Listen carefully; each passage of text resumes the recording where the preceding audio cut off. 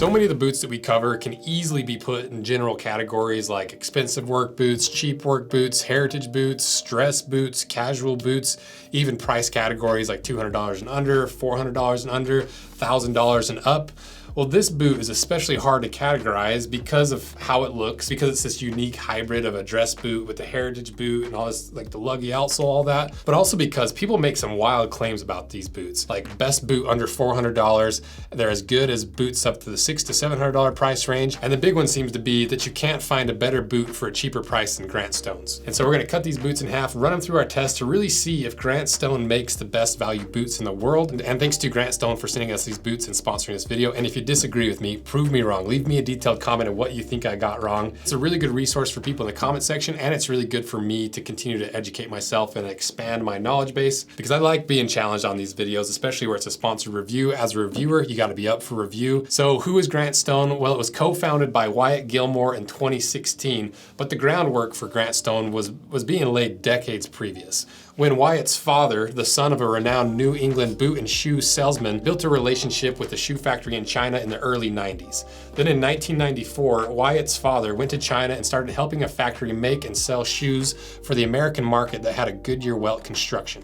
Skip to the 2000s when Wyatt was just a young lad, and despite both of his father and his grandfather being in the shoe industry, both Wyatt's dad and granddad were Alden salesmen, Wyatt decided to pursue a career as a professional motocross racer through his teens, including being homeschooled at 15 solely to move closer to the training facility. Then in 2010, he decided he no longer wanted to pursue a career in racing, and at the age of 19, his father convinced him to visit the factory in China that he was working at, and before long, he was living with the owner and working the factory 6 days a week.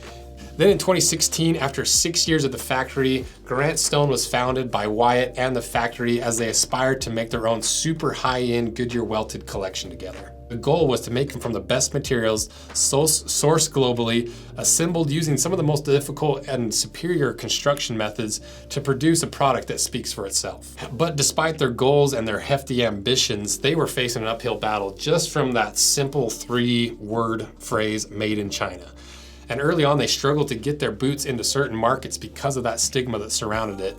And in 2018, Grant Stone was able to open their very first warehouse and office space in Michigan, and sales have continued to grow year after year. And now today in 2023, they have roughly 120 different Goodyear welted styles available in multiple widths using leathers from 4 different countries, including France, Italy, UK, and the USA. And despite that made in China stigma, it seems like Grant Stone products have spoken for themselves, and people have really responded to a man's obsession with making the absolute highest quality boots at the most affordable price. So I just think it's this really cool history of 3 generations being involved in the high-end Goodyear welted footwear industry, and how they single-handedly have taken on the stigma of high-end Goodyear welted boots coming from China. They're really the only ones doing it, and they've been facing an uphill battle ever since. So what is this boot? Well, the brand is Grant Stone. The style is the brass boot in the Crimson Chrome XL. They weigh 2 pounds 3 ounces. They retail for $380, and consider using the links in my description. It's a really good way to support the channel, and they're made in China. And the way that Grant Stone positions this boot is the brass boot is a combination of robust leathers, rugged outsoles, and all-day comfort. The mock toe is hand sewn onto a one-piece vamp, and the Floyd Last features that same locked-in heel control, but with higher walls at the toe to allow forefoot freedom. So now let's start looking at the materials of this boot and see if it really is all these claims and all these things people say that it is. So what is this leather? Well, this happens to be some of my most absolute favorite leather in the entire world. It might be my most favorite smelling leather in the world, because this is Horween's Chrome XL, and it smells so freaking good. The only other Chrome XL I like more is Horsehide Chrome XL. It has like a different sweetness to it. So how good is this leather, and what is this leather? Well, like I said, it's tanned in Chicago, Illinois by probably the most famous tannery in the entire world, Horween. And this is probably Horween's most famous, maybe second most famous leather, second only to Horween's Cordovan. And the reason people love it is because it's so saturated and stuffed with so many oils and waxes and tanning compounds that it's kind of the self-conditioning leather. It stays really vibrant and bright and shines really easily because of all those conditioners.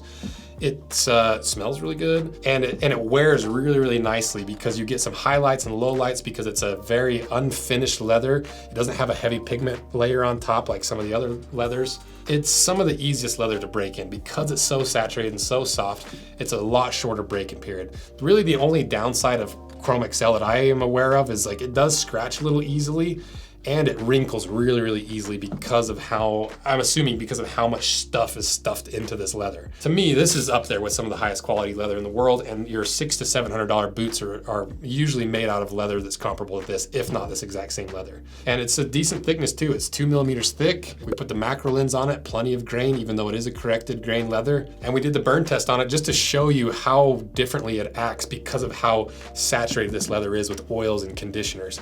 It takes a lot longer to burn because you have to boil off those conditioners before the leather actually burns. But what about the inside of the boot? How's this lining leather? Because a lot of times, this is where you start to see brands get a little bit cheap, and they use a really heavy pigmented, essentially painted leather that's really thin. But this is some of the better lining leather that we've seen in boots. This is a kip leather, which is basically a calf leather. I believe this is sourced from the US. I think it's Milwaukee this is sourced from. And it's just a very natural leather. So it's gonna absorb your sweat, it's gonna be breathable. And unlike a lot of the other boots that we've seen lately with linings, this lining is fairly perfect. There's no bunching anywhere, there's no huge scabs or scars. It's sewn really well. And as for the thickness, it's 1.25 millimeters thick, which is pretty common. Usually if it's under 1 millimeter, I start to have a little bit of concern. But usually for a lining leather, you see 1 to 1.5 at the thickest. And one thing I do appreciate about this boot, the tongue is gusseted all the way up to the fourth from the top eyelet. So even though it looks like a dress boot, you do get some of those like work boot and rugged boot features. Then if we start looking at the insole, and they got a half sock liner at the heel that has foam underneath of it, and that foam is skived down to a point, so you don't get that hard lip that you see from some other brands. Aldens have that really hard lip on their heel foam, and it just makes the boots more uncomfortable. More importantly, they use a full grain, like 5 to 6 millimeter thick vegetable tan leather insole. This thick of insole, it allows your insole to shape to the shape of your foot. So you have this like, you put your foot in concrete footprint inside your boot. It also absorbs your sweat, breathes really well. It makes it significantly easier to resole without the whole boot falling apart. It doesn't smell nearly as bad as synthetic materials. And all the high-end boots across multiple disciplines, whether it's the work boots made in the Pacific Northwest, high-end dress boots, casual boots, all the highest quality boot makers use a super thick vegetable tan leather insole because it's just impossible to beat. And along with that thick vegetable tan leather insole, it's paired with a really thick vegetable tan leather midsole.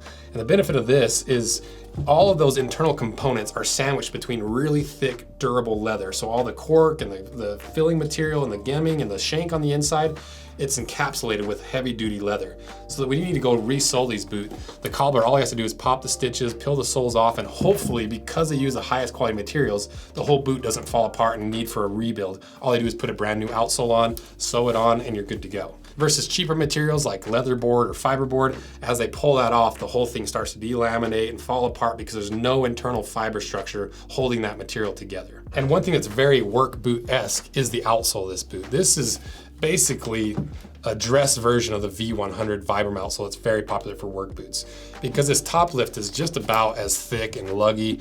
And then these lugs on the forefoot, I like this style of outsole because you get a lot of the grip and you get a lot of the lugs without it looking as beefy as the V100. But how does this outsole perform? Well, we did the durometer test and it comes in at a 75 to 80 Shore, so right on par with some of those work boot brands. It did well on the bar drop test, so fairly comparable in the responsiveness compared to Vibram. And the puncture test even did really well. It took 226 pounds to puncture through. So everything points to this outsole being about as good as a Vibram outsole. Is it still that name brand Vibram? No, it's not. But all the test results are pointing to the fact that it's just about as good as a Vibram outsole. So for me, I wouldn't worry about it as much. And I really don't see any evidence to say that this is worse than a Vibram outsole. And one thing that we don't usually cover that I really wanted to cover in this was the last that this is built on. If you don't know what a last is, it's that foot-shaped plastic mold that the boot is shaped around to give it its very specific form and shape. This is built on the Floyd Last, where it's made to have a little bit taller sidewalls and be a little bit broader so you have a little bit of extra wiggle room, which is not something you see in dress boots. And that's another part of this boot that's very perplexing. You got this luggy, rugged outsole and this more work-inspired last with the high toe built on this dress shoe upper with dress shoe components. And the last is one of the more obvious ones. Because if you look at this compared to in the Allen Edmonds, you can see there's quite a bit of difference in the toe height. So what are the benefits of having this taller last? Well, it's gonna be a lot more comfortable. Your toes are gonna have plenty of room for up and down and side to side. But the one thing you sacrifice is it's not nearly as slim and pointy as a typical dress boot. It's more of this unique hybrid of a heritage work boot with some of the stylings of a dress boot. I think that's why it catches people's eye so much. It's a really, really unique boot that nobody else makes one quite like this.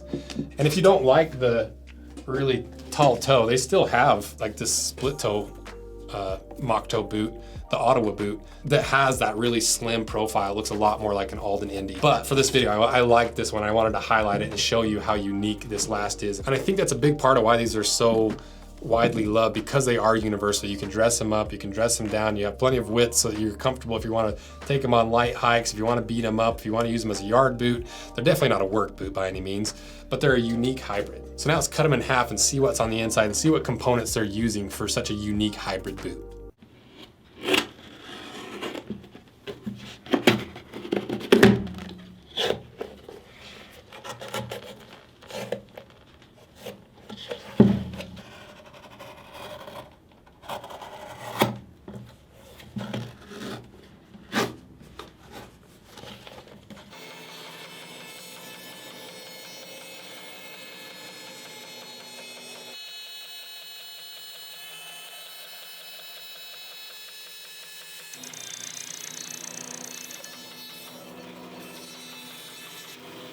All right, we got them cut in half, and if you're not subscribed, consider doing it, because it's just one free little click that allows us to continue to do this and grow, to cut 2 pairs of boots and shoes in half every single week. So let's see what's inside.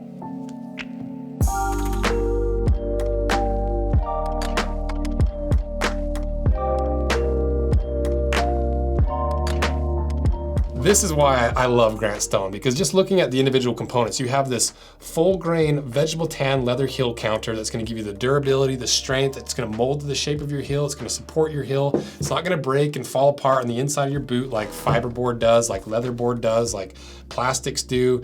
You've got that full length vegetable tan leather insole that we talked about. Now you can see how thick that really is. You got that steel shank, you got the cork filling that's encapsulated by that full grain vegetable tan leather midsole. And there are some synthetic components on there. It's not a flawless boot that's completely leather through all the way, because you do have that little bit of fiberboard underneath the shank that supports the shank, prevents it from squeaking. The toe stiffener is a synthetic toe stiffener. It's gonna be tough to get a leather toe stiffener to keep that shape. But even just the lining, now that we have it cut in half, you can see how nice this lining leather is and how flawless it is and how natural of a material it is. So is this boot worth the $380? Well, I think it's pretty clear that it is. You know, if you compare this to any other boot made in any other country for this price range, you're not gonna find a boot that has more high quality materials, that's finished as nicely as Grant Stone is. There's no other boot for under $400 that does it even remotely as well as this. So to me, this is definitely worth $380. And honestly, you could sell this boot for 500 bucks pretty easily, especially you compare it to like the most recent $500 boots that we did in the Allen Edmonds. You tell me which is a better boot. $380 in the Grant Stone, or the Allen Edmonds for $500 that has half the decent components that the Grant Stones do. So to me, clearly. But what is this boot? Because that's kind of the big question I wanted to answer for myself. And I think this boot really encapsulates and tells the story of Grant Stone generally through a boot. Because this boot is all about, and the brand is all about, contrasting two things that don't seem to belong together and bringing them together to make them work. Whether it's a work boot Last put on a dress boot pattern, and the best leathers collected from around the world shipped to China to make a boot in China. And that seems to be the biggest uphill battle and the biggest contrast thing that Grant Stone does, which is make a top tier, high quality boot, but made in China. And I think that's why Grant Stone has made such a unique splash, and they're such a unique brand on the market, because they're willing to take the risk and fight against the backlash and buck that trend of everything coming from China being cheap Chinese junk. They're single-handedly in the boot world removing that stigma. Is that still a fair critique? I think it is for certain people. And do I still lean towards supporting American-made goods? I do, because not everybody can afford a $700 boot that's made to this exact standard but made in America. Some people only have $400 and under, which is still a lot of money, for a high quality boot. And they're willing to buy it from a reputable brand in Grant Stone that you know they're treating their employees well, you know they're using the highest quality materials from a source from around the world, and you know they're doing it the right way and a unique way. And I think that's why Grant Stone has been so successful. So how does this rank on our Moctober boards, starting with the Alden alternative board, pretty clearly straight to the top. And you know, obviously this is a different shape of the Alden, but if you're making an argument that this is less high quality than a pair of Aldens, that's a tough argument to make. It's a tough one. And as for the overall 3-year Moctober board, I'd put this right above the Field boot because I think some of the extra paneling on the Field boot that we did from Grant Stone has some potential fail spots, where this is just a very solid boot, but I think you could swap them either way. So let me know what you think, and just like all the sponsored videos, like I talked about at the beginning, if you disagree with me, prove me wrong. Let me know what specifically you disagree with or what I got wrong with examples and why, because I'm far from perfect, I'm far from completely unbiased, and I'm constantly trying to learn and grow as a reviewer, and I think you have to be able to be open for review if you're gonna be reviewing products. So let me know what you agree with or what you disagree with below, and be sure to check these out via link in my description. And thank you guys for supporting this. Let me know other Alden alternatives you think could even beat the Grant Stone to take the top spot on the board. And thank you guys for all your support through this Moctober and these Alden alternative series. This has been a really fun year to do this, so thank you guys so much. See ya.